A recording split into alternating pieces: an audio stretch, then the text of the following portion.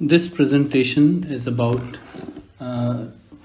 design of first phase of zoological park by the name of Durga Shranya in Bankhandi at Dera in Kangra district.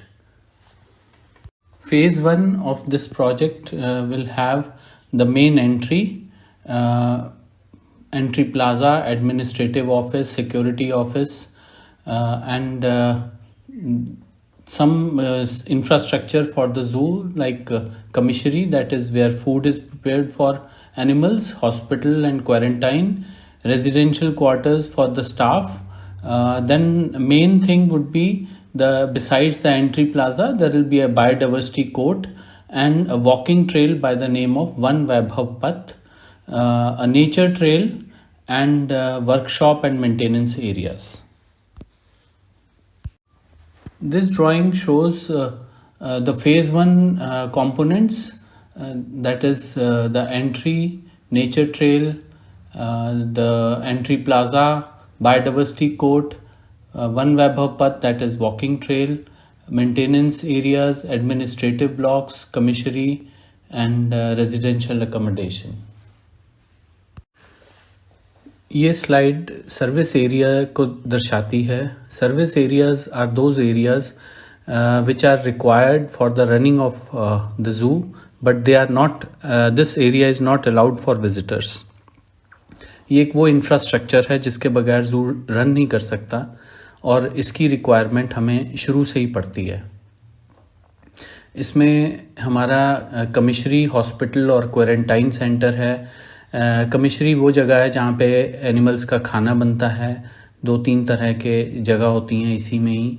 Hospital है, quarantine है जहाँ पे जानवरों को, बीमार जानवरों को या जो नए आए हैं जानवर, उनको रखा जाता है, उनकी हेल्थ केयर की जाती है. हाउसिंग अकोमोडेशन है विच हम फेज़ आउट कर सकते हैं. एडमिनिस्ट्रेटिव ऑफिसेज, मेंटेनेंस, वर्कशॉप्स हैं, और इसके अलावा नर्सरी है. वर्कशॉप्स और एडमिनिस्ट्रेटिव और maintenance offices are very important to run the zoo, so they are important. और ये हमारा इस तरह से लोकेटेड है कि हमारे साइड में एक रोड जो ऑलरेडी एग्जिस्ट कर रही है विलेज की, उसको हम चौड़ा कर रहे हैं और इधर से ही हम अंदर आने जाने का रास्ता रखेंगे जो मेन हाईवे से दिखेगा नहीं, और ये सारा साइड से ही हो जाएगा और इंडिपेंडेंट भी हो जाएगा और विजिटर्स के साथ कोई क्लैश भी नहीं होगा. ये वॉक थ्रू है हमारे सर्विस एरिया का कि ये किस तरह का, हमारी परिकल्पना किस तरह की है इस एरिया की. इसमें ऑफिस एरियाज हैं,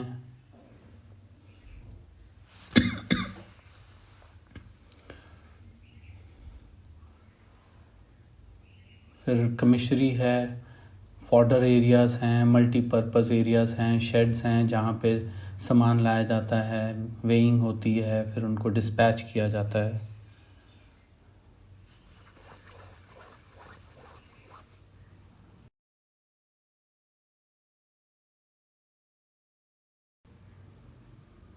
इसके अलावा ये हॉस्पिटल है, एडमिनिस्ट्रेटिव बिल्डिंग्स हैं इसके साथ, और ये जो जंगला नज़र आ रहा है, दिस इज़ ऑल क्वारंटाइन, जहाँ पे एनिमल्स को रखा जाएगा जिनका इलाज हो रहा है या जिनको हम डिस्प्ले में नहीं डाल सकते.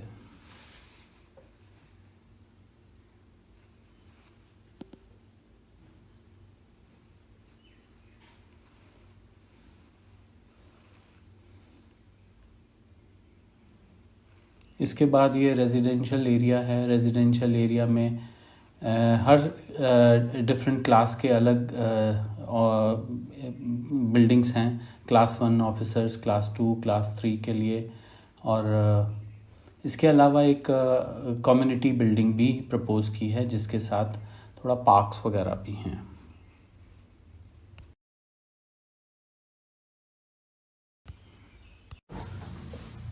इस ड्राइंग में हमारा कमिश्नरी एरिया और हॉस्पिटल और क्वारंटाइन के डिटेल्स हैं, जिसमें जैसे सेंट्रल गवर्नमेंट के नॉर्म्स हैं कार्निवोर के लिए, रेप्टाइल्स के लिए, बर्ड्स के लिए, हर्बीवोर्स के लिए, और कार्निवोर्स के लिए किस तरह से उनके एनक्लोजर होंगे और क्या साइजेस होंगे, क्या स्पेसिफिकेशन होगी, ये उसमें दर्शा रहा है। इस स्लाइड में रेजिडेंशियल एरियाज़ की परिकल्पना है। रेजिडेंशियल एरियाज़ में इम्पॉर्टेंट चीज़ है कि एक तरह के कर्मचारियों का एक एरिया है और एक ऐसा एरिया भी है जो कॉमन है जिसमें बच्चे खेल सकते हैं और एक कम्युनिटी बिल्डिंग है जिसमें पार्टी वार्टी भी करना चाहें, गैदरिंग करना चाहें या पूजा करना चाहें, वो एरिया पॉसिबल है। हमारे इस तरह के प्रोजेक्ट में हमें कम से कम 3 तरह की वर्कशॉप्स तो चाहिए ही होंगी। एक होती है जिसमें वेल्डिंग वगैरह का काम होगा, मैकेनिकल वर्कशॉप होगी, एक इलेक्ट्रिकल वर्कशॉप होगी और इसके अलावा एक एडमिनिस्ट्रेशन का जो ऑफिस होगा, उसकी सिक्योरिटी का कंट्रोल रूम होगा, वो इनकी ज़रूरत रहेगी हमें। इस स्लाइड में नर्सरी का एरिया दिखाया है जहाँ पर यार्ड है जहाँ पे सामान लाके डंप किया जाता है, ओपन और कवर्ड यार्ड्स हैं और वर्कर्स के लिए डॉर्मेट्री है और साथ में छोटी सी कैंटीन है, उनका टॉयलेट है, एक अलग से ऑफिस है, एक स्टोरेज शेड है जहाँ पे लॉक किया जाएगा सामान और एक कंपोस्टिंग यार्ड भी है जहाँ पे जो भी हमारा सॉफ्ट हमारा इकट्ठा होगा, गार्बेज इकट्ठा होगा, उसको हम मैन्योर में कन्वर्ट करके यहीं यूज़ भी कर लेंगे। इस ड्राइंग में फ्रंट एरिया का एक पूरी ओवरऑल प्लान है। फ्रंट एरिया में हमारे 2-3 तरह की जगह हैं। पहली चीज़ तो वो है, चूँकि ये हाईवे के ऊपर है, इस हाईवे पे लोग जा रहे हैं तो उनको हाईवे पे जाते ही कोई चीज़ ऐसी अट्रैक्टिव नज़र आएगी जो कि उनको एक तरह से क्यूरोसिटी बढ़ाएगी और वो जानना चाहेंगे कि ये ज़ू कहाँ है एंट्री, और वो एंट्री फिर उनको दिखेगी और उस एंट्री से वो अंदर आएंगे और वो पार्किंग में जा सकेंगे। वो उनका यहाँ से पार्किंग तक का जो रास्ता है, इसकी वॉक थ्रू अभी हम आगे देखेंगे, बट इन जनरल वो एरिया एक ऐसा जनरल एरिया है जहाँ पे खाने पीने का, टॉयलेट्स का और रेस्टोरेंट, हर क्लास के लोगों के लिए एक ऐसी जगह होगी जहाँ पे वो बैठ के एंजॉय कर सके फैमिली के साथ। और ये एरिया वुडेड भी है, यहाँ पे अच्छे खासे पेड़ हैं, शेडो अच्छी शेड है और रोड के साथ ही है इनफैक्ट, तो और पार्किंग भी मिलेगी उनको। तो हमारा ये मानना है कि इस रोड पे चलने वाले जो शायद इस ज़ू में नहीं भी आ रहे, बट वो यहाँ पे आएंगे और यहाँ पे थोड़ा समय बिताएंगे और फिर मन में सोचेंगे कि यहाँ पे हमारे पास जब समय होगा या लौटते वक्त हम यहाँ ज़रूर रुकेंगे। तो इस तरह से इसकी परिकल्पना है फ्रंट एरिया की। फिर उसके बाद वो एक मेन बिल्डिंग की तरफ जाते हैं फ्लावर गार्डन के थ्रू, और मेन बिल्डिंग के अंदर वो उनको टिकट वगैरह का प्रावधान है। उस टिकट के बाद वो टिकटेड एरिया में जा रहे हैं, उनके पास शायद हम आने वाले दिनों में 2 या 3 तरह की टिकट्स ले सकेंगे। एक टिकट होगी वो जनरल ज़ू की जो हमारा फेज़ 1 का है और फेज़ 2 का है, और फिर इसके अलावा एक होगा जो सफारी का जो टिकट होगा। तो इस तरह से हमारा जो लोग मान लो सफारी करना चाहेंगे या जो लोग इधर ज़ू में आए हैं और उन्होंने टिकट लिया और उनकी वाहन जो है अभी 1 घंटे बाद मिलेगा उन्हें, तो वो 1 घंटे बिताने के लिए उनके पास यहाँ पे जगह भी है जो मैं आगे इसको वॉक थ्रू में दिखाऊंगा। और ये थोड़ा सा अच्छा सुंदर एरिया बनाया गया है, वाटर बॉडीज़ बनाई गई हैं, उसके आसपास बैठने की जगह वगैरह बनाई गई है। ये वो फ्रंट एरिया है जिसकी मैं अभी बात कर रहा था, जिसमें नेचर ट्रेल है पेड़ों के बीच में, और एक विलेज है यहाँ पे कांगड़ा के थीम के ऊपर, और जो लोग गुजर रहे हैं वो लोग बैठेंगे। और यहाँ पे एक छोटा सा ओपन एयर थिएटर भी है, कोई प्रोग्राम वगैरह सैटरडे संडे को करना चाहें ताकि लोग अट्रैक्ट हों यहाँ पे, तो ये वो भी इसमें प्रावधान है। इसका भी वॉक थ्रू हम अभी देखेंगे। ये वो फ्रंट एरिया का दूसरा पोर्शन है जहाँ पार्किंग है, फ्लावर गार्डन है और एंट्री है, मेन ज़ू की एंट्री है।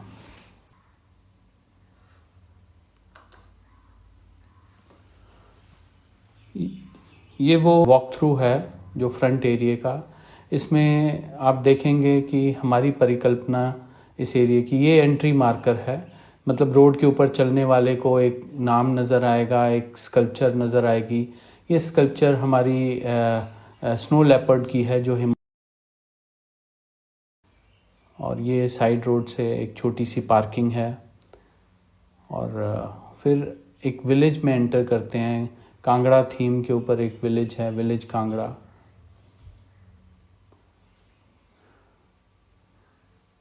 और यहाँ पे कुछ वाटर बॉडीज़ भी बनाई गई हैं पानी को रोक के। नेचुरल, सारा नेचुरल सिस्टम है। खाने पीने की जगह है। और यहाँ एक डायनासोर पार्क है, नेचर ट्रेल है, प्री हिस्टोरिक पार्क है रादर। इसमें डायनासोर के नेस्टिंग, उनके डिफरेंट काइंड्स ऑफ डायनासोर, उनकी फैमिली और उनका वो सारा दिखाया गया है। ये उसके बाद ये फ्लावर गार्डन ये की तरफ आ जाते हैं। ये हमारा पार्किंग लॉट है, जो मेन पार्किंग लॉट है। ये 3 लेवल्स में बनेगा। सबसे ऊपर का लेवल हमारा बसेस का होगा। और ये हमारी एक्चुअली ज़ू की एंट्री होगी। ये ई व्हीकल से हम ऊपर जाएंगे। ये वाला एरिया यहाँ से बहुत ही अच्छा व्यू है पूरी वैली का। और एक ये एंट्री पे स्कल्पचर है। और फिर हमारा यहाँ से ये सारा एग्जिस्टिंग स्लोप्स और एग्जिस्टिंग टोपोग्राफी के हिसाब से बनाया हुआ है।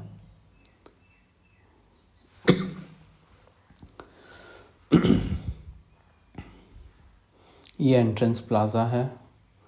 एंट्रेंस प्लाज़ा भी हमारा 2 पार्ट्स में है, लेवल 1 और लेवल 2। लेवल 1 में टिकटिंग है और लेवल 2 के अंदर ये हम एक लेवल भी कर सकते थे कटिंग फिलिंग करके, बट हमने सोचा कि एनवायरनमेंट के साथ काम करना है, कम से कम कॉस्ट के अंदर हम अच्छा इंफ्रास्ट्रक्चर बनाएं। वेटिंग एरिया और टॉयलेट्स और ये सब। यहाँ से हमारा जो है एक ग्लास डेक है जो वैली की तरफ निकलता है। वैली की तरफ बहुत ही अच्छा व्यू है, तो एक थोड़ा सा लोगों को अट्रैक्शन रहेगा इस तरफ आने का।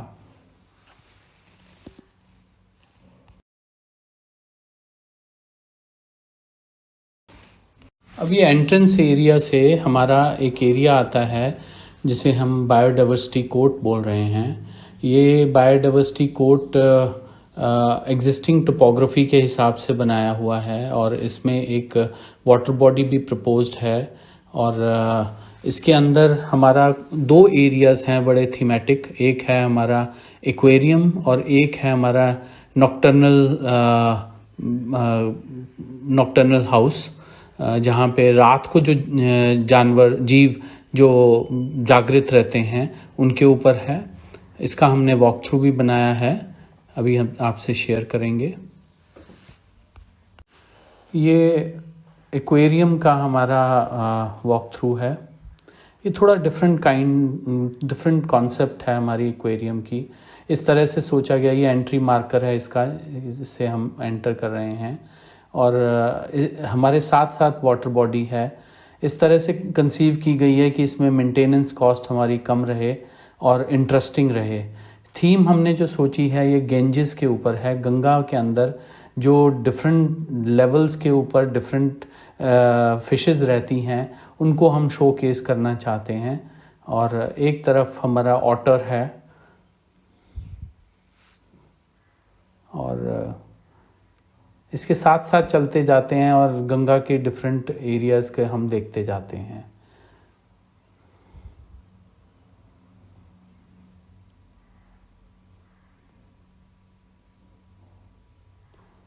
ये सारा एक्वेरियम का एरिया, टेरापिन्स हैं,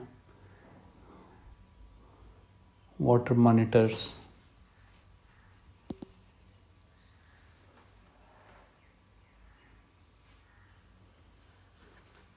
फिर ये हमारा दूसरा पार्ट है जहाँ फूड कियोस्क वगैरह हैं।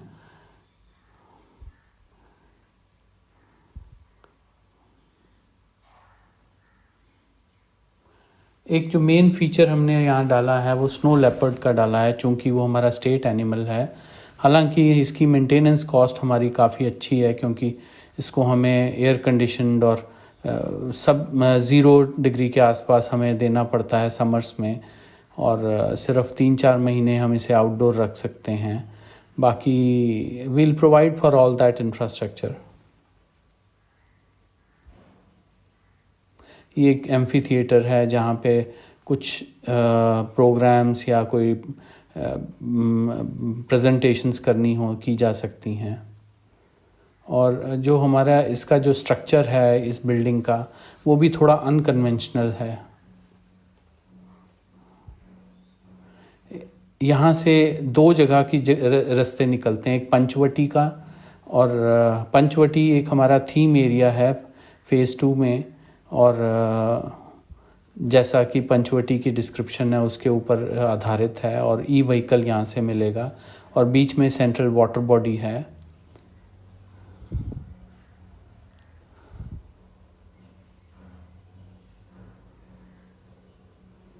और फिर एक सफारी स्टेशन है, जो हमारा यहाँ से सफारी का व्हीकल चलेगा उनके लिए। ये हमारा वन वैभव पथ है, एक तरह से वॉकिंग ट्रेल है जिसमें पैदल घूमना होगा। तकरीबन आधा घंटा 40 मिनट के अंदर ये पूरा घूमा जा सकता है। और एग्जिस्टिंग बड़े बड़े पेड़ हैं यहाँ पे, उनके नीचे ये सारे इंक्लोजर्स हैं। ये शुरू में जब जो व्यक्ति इस हाईवे पे निकल रहा है या जिस एरिया में आया है, वो दुर्गा के डिफरेंट मंदिरों के दर्शनों के लिए निकलता है। 70 से 80% लोग ऐसे होते हैं टूरिस्ट इस एरिया में। तो हमने इसकी परिकल्पना इसी थीम पे की है कि हमारे हिंदू, जैन और बुद्धिस्ट स्क्रिप्चर्स में जो एनिमल्स जिनका बड़ा डिटेल में विवरण है और उनको महत्व दिया गया है, उनको यहाँ शोकेस करेंगे और उनकी स्टोरीज़ को हम शेयर करेंगे लोगों के साथ। इस तरह इन एनिमल्स के साथ लोग कनेक्ट होंगे, और एनिमल कंजर्वेशन का मेथड जो हमें मैसेज देना है वो हम उनको इमीडिएटली उनको एब्जॉर्ब हो जाएगा, वो इमीडिएटली समझ जाएंगे। तो इस दृष्टि से ये हमने इसका नाम भी रखा है वन वैभव पथ। इस स्लाइड में हमारे जितने भी एनिमल्स हैं, ये उन एनिमल्स का क्या महत्व है हमारे स्क्रिप्चर्स में, माइथोलॉजी में और टेक्स्ट में, उनका विवरण दिया है। एंट्री पे हमारा एक मार्कर है, एलिफेंट का एक स्कल्पचर है बड़ा सा, एरावत, जिसके बारे में काफ़ी अच्छा विवरण मिलता है हमें। फिर और डिफरेंट एनिमल्स हैं, जैसे जेकॉल है, रेड जंगल फाउल है, इलोंगेटेड टॉर्टॉइस है, पी फाउल है। इनकी साथ कहानियाँ जुड़ी हुई हैं हमारे, वो कहानियों से भी हम शेयर करेंगे। और इसके अलावा इन एनिमल्स की क्या स्थिति है हमारे इकोसिस्टम में, उसको भी हम डिस्कस करेंगे।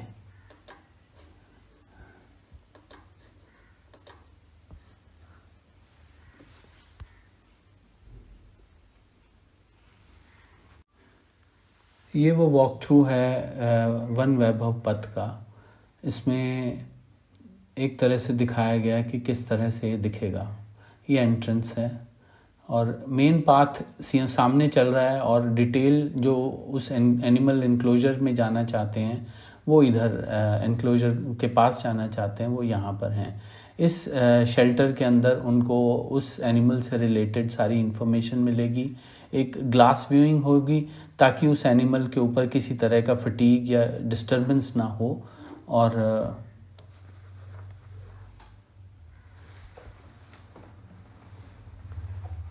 ये डिफरेंट एनिमल्स को दर्शाया गया है।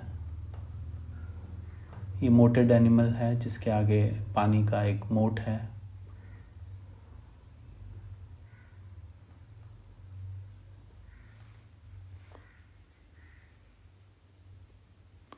और इसी तरह ये दूसरे एनक्लोजर्स हैं।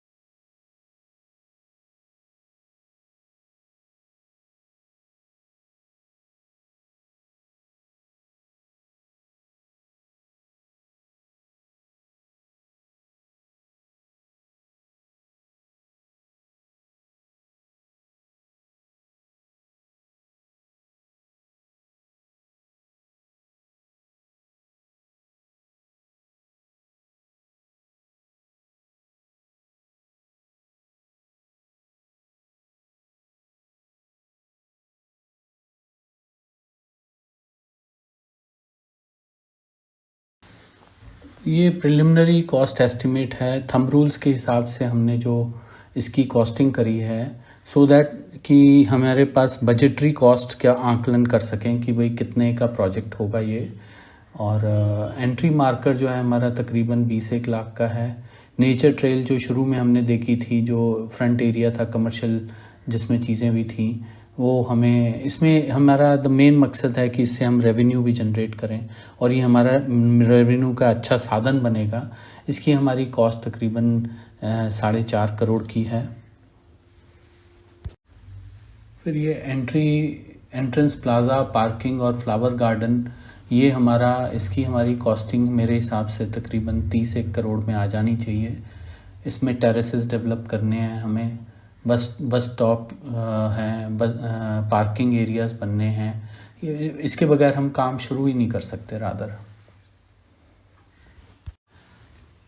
ये हमारा बायोडाइवर्सिटी कोर्ट, जिसमें एक्वेरियम देखा था हमने और एक नॉक्टर्नल केव थी। और ये इस एरिया की कॉस्टिंग हमारी तकरीबन 31 करोड़ के करीब जानी चाहिए। अभी हम जो वन वैभव पथ देख रहे थे, उसकी हमारी कॉस्ट तकरीबन 38 करोड़ के करीब जानी चाहिए। और ऑफिसेज, वर्कशॉप, मेंटेनेंस एरियाज़ जो हैं, उनकी भी कॉस्ट अगर हम पकड़ लें तो हमारे तकरीबन 7.5-8 करोड़ रुपए के करीब हमारा उसमें खर्चा आना चाहिए। बेसिकली शेड्स हैं और कुछ बिल्डिंग्स हैं। हॉस्पिटल, क्वारंटाइन और कमिश्नरी जो हमने देखा था, उसी पे हमारा खर्चा तकरीबन 18-19 लाख रुपए हमारा खर्चा आ जाएगा। फिर ये जो रेजिडेंशियल एरियाज़ हम डेवलप कर रहे हैं, अगर पूरा बना लेंगे हम, तो हमारा तकरीबन 21.5 करोड़ रुपए का खर्चा रेजिडेंशियल अकोमोडेशन पे आएगा। नर्सरी के डिफरेंट एरियाज़, जैसे छोटा सा ऑफिस है, यार्ड्स हैं, शेड्स हैं, छोटा सा कैंटीन है, सीडलिंग एरिया है, रोड है और उसकी पाथवेज हैं, तकरीबन 2.5-1 करोड़ का खर्चा है इस पे। अगर हम इन सब को जोड़ें फ़ेज़ 1 की कॉस्ट को, तो हमारा तकरीबन 15.5 करोड़ रुपए का खर्चा प्रोजेक्ट में फ़ेज़ 1 के पार्ट में आ जाता है। फिर ये डिपार्टमेंट की हमारी इच्छा थी कि हम किसी तरह की नेशनल रेटिंग ऑब्टेन करें कि और ये कह सकें कि हमारा ये प्रोजेक्ट सस्टेनेबल है। और सस्टेनेबिलिटी बिल्डिंग्स में तो हम देखते हैं कि 3 स्टार 4 स्टार रेटेड बिल्डिंग या इवन गैजेट्स हैं, बट हम चाह रहे हैं कि हमारा इतना बड़ा प्रोजेक्ट, जो कि एक मेरे ख्याल से इंडिया में पहला केस होगा इतना बड़ा, कि हम ये प्रूव कर सकेंगे कि हम ये जो भी काम कर रहे हैं ये पर्यावरण के अनुकूल है। और हमारी जो भी इसके अंदर काम कर रहे हैं, चाहे वो डिज़ाइनिंग का है, चाहे मटेरियल सिलेक्शन है, चाहे उसकी इंजीनियरिंग है या फिर उसकी मेंटेनेंस है, सारी की सारी हमारी एनवायरनमेंट के अनुरूप है। और हम इसमें एनर्जी भी कम कंज्यूम करने वाले हैं और इसके अंदर हम कुछ नई चीज़ें ऐसी ला रहे हैं जिससे हम कन्वेंशनल जो कॉस्ट हैं वो कम कर देंगे। तो इस स्लाइड में बताया है कि हमें किस तरह का रेटिंग सिस्टम उनको लिए हमारी एप्लीकेशन में क्या हमें मेंशन करना है। बिल्डिंग्स में तो लोग लेते हैं green building, green new construction के नाम से ले लेते हैं, बट हमें जो लेना है IGBC ग्रीन लैंडस्केप के नाम से लेना है। हम अपनी बिल्डिंग्स की भी रेटिंग ले सकते हैं और एक तरह से पूरा ये प्रोजेक्ट समग्र रूप से एक सस्टेनेबल रेटिंग ऑब्टेन कर सकेगा। इस स्लाइड में लोकेशन बताई है कि हमें सर्टिफिकेशन किस नाम से किस एरिया में लेनी है। ये सिर्फ एक टेक्निकल बात है। जब हमारी एप्लीकेशन जाएगी, उस एप्लीकेशन में हमें किन किन चीज़ों को हमें किस एप्लीकेशन में समाहित करना है, वो सारा इसमें दिखाया है। ये कुछ उनकी तरफ से IGBC जो है, जो organisation Indian Green Building Council, जो उनकी रिक्वायरमेंट रहेगी लैंडस्केप से रिलेटेड, जो हमारा इतना बड़ा एरिया को हम डेवलप कर रहे हैं, जो उनकी एसेंशियल रिक्वायरमेंट है, जो उनकी जहाँ पे वो थोड़ा सा फ्लेक्सिबल हैं, वो सारा हमने उस तरह से इसके अंदर समराइज़ किया है। जैसे वो हमें मेजर अर्थ वर्क नहीं करने देंगे, अर्थ वर्क अगर हम ज़्यादा नहीं करेंगे हमारी कॉस्ट ऑफ प्रोजेक्ट भी कम रहेगी और हमारा कंक्रीट आरसीसी का काम भी कम होगा। उससे हमारी प्रोडक्टिविटी भी बढ़ेगी और हमारी ग्रीन रेटिंग भी बढ़ेगी। इसी तरह कई ऐसे फीचर्स हैं जो उनकी तरफ से, जैसे वाटर हार्वेस्टिंग है जिसका काम हमने ऑलरेडी शुरू भी कर दिया है साइट पे। ये सारी चीज़ें हमने इसमें लिस्ट की हुई हैं। इसके अलावा आईजीबीसी जो है वो इस चीज़ को भी ध्यान में रखती है कि किसी तरह का अनहेल्दी एनवायरनमेंट तो नहीं हम क्रिएट कर रहे, जो हम वेस्ट जनरेट कर रहे हैं उसको हम प्रोडक्टिव वे में रीयूज़ करें, तो इसके ऊपर भी हम काम करेंगे। हालांकि एक कन्वेंशनल प्रोजेक्ट में लोग इतना डिटेल में नहीं जाते, बट हम इस प्रोजेक्ट के अंदर उतनी डिटेल करेंगे कि हमारा कोई भी चीज़ वेस्ट ना जाए और वो चीज़ हम रीयूटिलाइज कर सकें। इस स्लाइड में हमने उनकी जो कॉस्टिंग है, ये थर्ड पार्टी सर्टिफिकेशन है। आईजीबीसी एक थर्ड पार्टी है जो इस चीज़ को इसका निर्णय करेगी कि जो आर्किटेक्ट है या कंसल्टेंट है वो उसका काम कितना अच्छा है और जो एग्जीक्यूटिंग एजेंसी है वो कितना जुडिशियसली इसको काम को कर रही है और ठीक तरह से काम किया जा रहा है या नहीं किया जा रहा, वो पूरी चीज़ की वो उनकी थर्ड पार्टी सुपरविजन रहेगी अपने पॉइंट ऑफ व्यू से, रेटिंग देने के पॉइंट ऑफ व्यू से। और उसमें उनकी जो कॉस्ट आएगी, जो ये सर्टिफिकेशन जो इशू करेंगे उनकी जो कॉस्ट है वो इसमें लिखी गई है कि हमें शुरू में रजिस्ट्रेशन में कितनी कॉस्ट आएगी, बीच में हमें कितने देने होंगे और एंड में सर्टिफिकेट लेते वक्त हमें उनको कितने पैसे देने होंगे। रफली आप समझ लीजिए पूरे प्रोजेक्ट के अंदर अगर हम करें तो 24-24.5 लाख रुपए का खर्चा है हमारा ये थर्ड पार्टी रेटिंग से सस्टेनेबिलिटी अटेन करने के लिए। मगर उससे कहीं ज़्यादा एक्चुअली हमारे को कंसल्टेंट, ऐसा कंसल्टेंट अपनी चीज़ें रीवर्क करनी पड़ेंगी, एक नहीं 2-3 बार, ताकि हम रेटिंग ऑब्टेन कर सकें अच्छी। फिर हमने इस एरिया का थोड़ा सा टूरिस्ट स्टडी भी करी, जो हमने बगलामुखी टेम्पल जो पास में ही है और इसके अलावा चिंतपूर्णी टेम्पल जो सबसे ज़्यादा विजिटेड टेम्पल है इस एरिया का, उसकी थोड़ी हमने डाटा ऑब्टेन किया और हमारे इससे हमने कुछ निष्कर्ष निकाले। जो कंक्लूजन्स थे कि हमारे सबसे ज़्यादा इस एरिया में, इस रूट पे फुटफॉल जो है टेम्पल्स में समर हॉलीडेज़ में पड़ता है और नवरात्रि में पड़ता है। हमें ऐसा लगता है कि हमारा यहाँ पे अगर हम अगले 10 साल की प्रोजेक्शन करें 7% ग्रोथ के हिसाब से, तो anything 6 to 10,000 visitors per day can visit this zoo. और हमें इस तरह से एक स्केल का अंदाज़ा हो जाता है कि हमें कितनी पार्किंग और कितने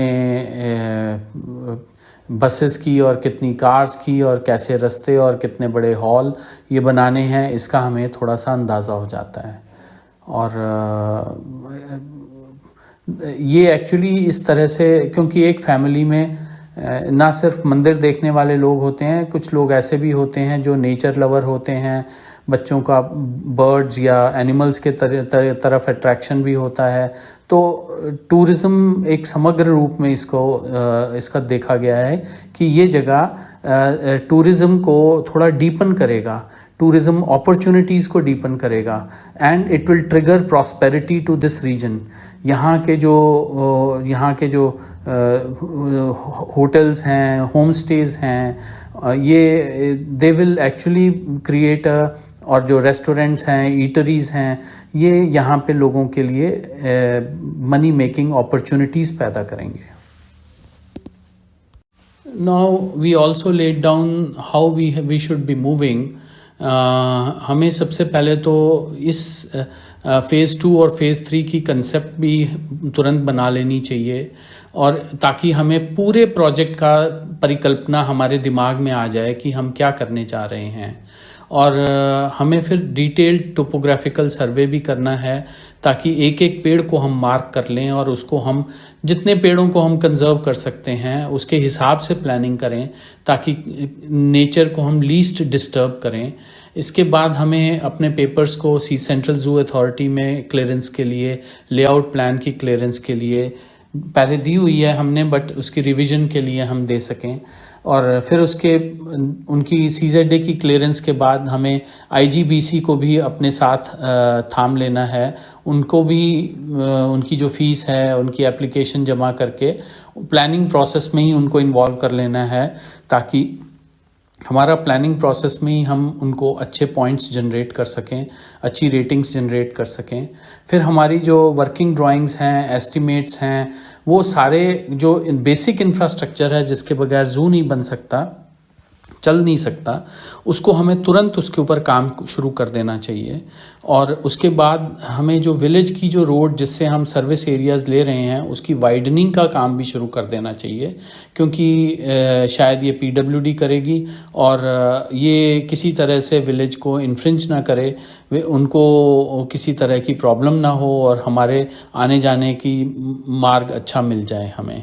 ये तो अभी की हमारी सोच है कि इतना काम तो हमें कर ही लेना चाहिए। That's all. Thank you so much for patiently listening. Thank you.